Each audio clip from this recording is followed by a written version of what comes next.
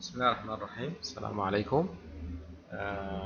نواصل حديثنا عن Software Project Management هي الجزء الأول من المحاضرة السابعة أو الشابتر السابع يعني. This is part 1 of chapter 7 for Software Project Management lectures.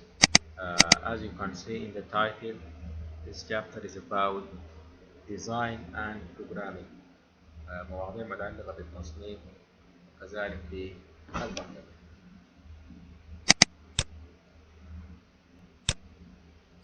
طيب, the first item for this chapter is to review the design. مراجعة التصاميم. design هنا مقصود بها كل التصاميم التي تم إنجازها في مرحلة الديزاين. So once the CRS has been approved, implementation begins. Programming teams have many options. أول ما انتهي ال SRS شرحناه في المحاضرة السابقة، طوالي طبعا لما يخلص اللي هي يتم اعتماد ال SRS وبعد ذلك طوالي بيبدأ تنفيذ يعني كتابة الأكواد writing codes. In this case programming teams طرق البرمجة لديها عدد من الخيارات. The programmers can simply start building the code and create the objects and user interface elements. ممكن طوال يبدو يكتبوا الأكواد ويعملوا الأوبجكتس واليوزر انترفيسز اللي هي الشاشات أو الواجهات. ده واحد من الأوبشنز. Designers can build a user interface prototype to demonstrate to the users, stakeholders and the rest of the team. ممكن برضو خيار آخر إنه المصممين يعملوا تصاميم مبدئية بروتوتايب للواجهات وتعرض على اليوزرز المستخدمين واصحاب المصنع الستيك هولدرز وبقية أعضاء الفريق. Any code used to develop the prototype is typically thrown away once the design has been finalized. طيب البروتوتايب ده ممكن يكون عدد من الفيرشنز، عدد من النسخ، فأنت بتستغني عنه يعني لما تصل للنسخة الأخيرة the codes for previous prototypes will be thrown away. يعني تتخلص منها لأنك ما بتحتاج إليها بعد كده. طيب في البيكتشرز الفلو تشارتس الداتا فلو diagrams database design diagrams and other visual tools can be used to determine aspects of the design and architecture. دي الأدوات التي نستخدمها في عمل الديزاين اللي هو الصور أو الرسومات البيكتشرز أو الفلو تشارتس أو الداتا فلو دياجرامز أو الداتابيس ديزاين اللي هي الاي ار دياجرام وغيرها. فدي كلها أدوات تستخدم لتوضيح تصميم النظام من زوايا مختلفة. An object model can be developed on paper either using code, simple class diagram or unified modeling language diagrams. أيضا الأوبجكتس المكونة للنظام بيتم عمل نماذج لها في الورق باستخدام الكلاس diagram أو other diagrams of the unified modeling language. A written design specification may be created which includes some or all of the tools above.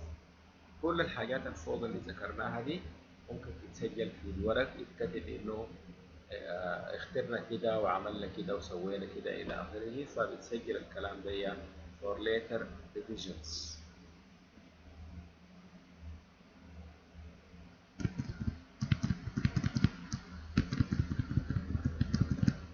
طيب design tasks should always include reviews even when there is no written design specification. فالأعمال أو المهام التي تنجز في مرحلة التصميم لا بد أن تتضمن مراجعات. يعني كل ما تنجز عمل معين أو activity معين أو تاسك معين تعمل له مراجعة لازم بالضرورة يعني. ليه؟ لأنه الديزاين ده آخر مرحلة ومنها طوالي بنمشي للتنفيذ implementation. طيب any written documentation should be reviewed and if possible inspected. أي مستند مكتوب يجب مراجعته ولو ممكن نعمل له inspection كما شرحنا في الانسبكشن في الشابتر 5. It is important that the reviews and inspections reach the correct audience. من المهم جدا انه المراجعات دي والانسبكشنز تكون للاشخاص المناسبين، يعني او تصل للاشخاص المناسبين اللي هو بالنسبه لليوزرز او الستيك هولدرز او غيرهم. Many users who have important input for the user interface may be uninterested or confused by object modules and UML diagrams. طيب انتوا طالما هتعرض النماذج بالاشكال التي ذكرناها قبل شويه داتا فلو diagrams UML diagrams الى اخره، you will show it to users to make sure you are doing it right. No mistakes are included in that. فهتعرض عليه النماذج دي، فبعض اليوزرز بيحصل له confusion وبعضهم بيكون ما مهتم او يعني ما عاوز يعرف تفاصيل الرسومات دي وكده، فدي واحدة من المشاكل المفروض نعالجها بشكل حكيم يعني. طيب نجي للفيرجن كنترول اللي هو انه since we are in the design we will move from that to the implementation phase, and in the implementation phase usually for each completed program we will have many versions. لما نكتب الأكواد أو نجي نكتب الأكواد، البرنامج حيكون عنده عدد من النسخ، يعني بنكتب نسخة أولى بنجي نعدل عليها بتبقى version 2 ثم version 3 and so on. So a version control system allows programmers to keep track of every revision of all source code files. في الحالة دي بنحتاج لبرنامج عشان نعرف الإصدارات المختلفة اللي قام بها مبرمج معين. مبرمج ده بدأ بالفيرشن الأولى عدل تعديلات، أو مبرمج آخر ضاف حاجات بقى فيرشن 2، مبرمج ثالث ضاف عليها حاجات بقت فيرشن 3 and so on. فعشان نقدر نعرف يا تو فيرشن حنستخدمها أو كده بنحتاج لما يعرف بالفيرشن كنترول سيستم، نظام التحكم في الإصدارات المختلفة للبرامج. طيب the main element of the version control system is the repository. العنصر الأساسي في النظام ده اللي هو الريبوزيتوري، وده عبارة عن database or directory which contains each of the files contained in the system. يعني مستودع أو database، يعني بشكل مستودع بيشتمل على كل البرامج الموجودة في السيستم حتى الغير مستخدمة، لأنه أنا ممكن مثلا برنامج الحسابات أكون عملت version 1 2 3 4 إلى آخره. I will use only one version of this. مثلا for example version 4 وقبلها في version 3 2 and 1 وبعدها في version 5 and 6، فكلها المفروض تكون موجودة يعني. فده مهم جدا يكون عندنا الفيرشن كنترول سيستم لحفظ هذه الملفات. A programmer can pick a point at any time in the history of the project and see exactly what those files looked like at that time. يبقى المبرمج المفروض يقدر أي ملف يطلع عليه ويشوف شكل البرنامج كان كيف، الفيرشن الأولى الثانية الخامسة الستة إلى آخره.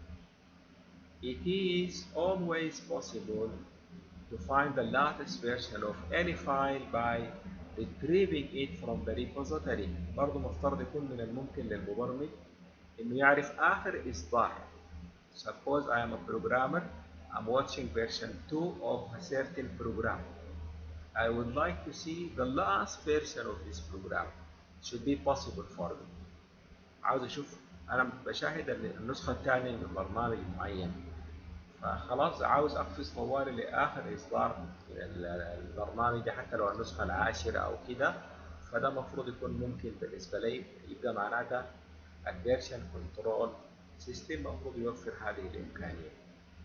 طيب changing a file will not unexpectedly override any previous change to that file. مفترض لما نتغير ملف ما يغير النسخ السابقة، يعمل كوبي نيو كوبي ويحتفظ بالنسخة السابقة من غير تغييرات كما هي، ونسخة جديدة بالتغييرات يعني. So any change can be rolled back. So no work will be accidentally be overwritten. ما مفروض نتخلص أو يحصل خطأ بأنه نسخة معينة من البرنامج يتم الكتابة فوق لها وتعديلها ونفقد النسخة ذاتها يعني. ما نعرف قبل التعديل شكلها كانت كيف. يعني for any modifications or change a new version should be created. أي تعديلات في برنامج ما المفروض طوالي تعمل له نسخة جديدة. There are two common models for version control systems. في نموذجين بالنسبة لبرامج التحكم في النسخ المتعددة. في حاجة اسمها copy modify merge system. In this multiple people can work on a single file at a time. ده نوع من البرامج دي ممكن أكثر من شخص يشتغلوا على نفس الملف يعني. When a programmer wants to update the repository with his changes, he retrieves all changes which have occurred to the checkout files and reconciles any of them which conflict with the changes he made before updating the repository.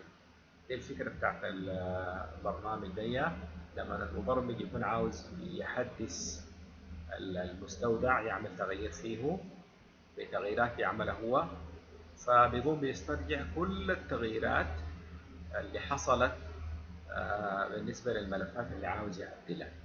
خلاص and reconciles any of them which conflict with changes he made before updating the repository.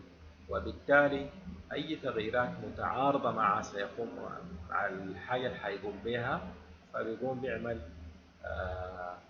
نسخ جديدة للفايل فيه ويضعها في المستودع عشان ما نفقد النسخة القديمة كمان. يعني بيعمل لها تنسيق مع بعضها البعض عشان ما نفقد أي تغييرات. دي بتاعت copy modify merge. في نوع ثاني اسمه lock modify unlock system.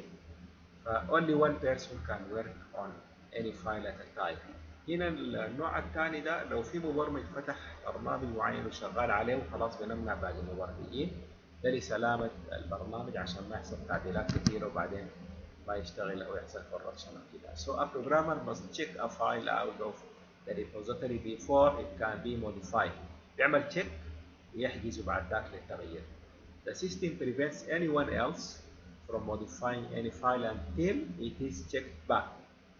يبقى المبرمج يعمل check out بيطلع الملف من الداتابيز، ثاني خلاص ما في مبرمج ثاني هيقدر يدخل على الفايل او يستلم منه نسخه وكده لحد ما المبرمج ده يخلص ويعمل تشيك ان يرجعه ثاني، فبعد ذاك ممكن يسمح لغيره. On large projects في المشاريع الكبيرة the team can run into delays because one programmer is often stuck waiting for a file to be available. في المشاريع الكبيرة بقى النوع ده من السيستمز ممكن يعمل بعض التأخير لأنه بيكون في ناس منتظرين ملف شغال عليه مبرمج معين. طيب هوقف هنا. ده الجزء الأول من المحاضرة، الجزء الثاني هسجله في فيديو منفصل.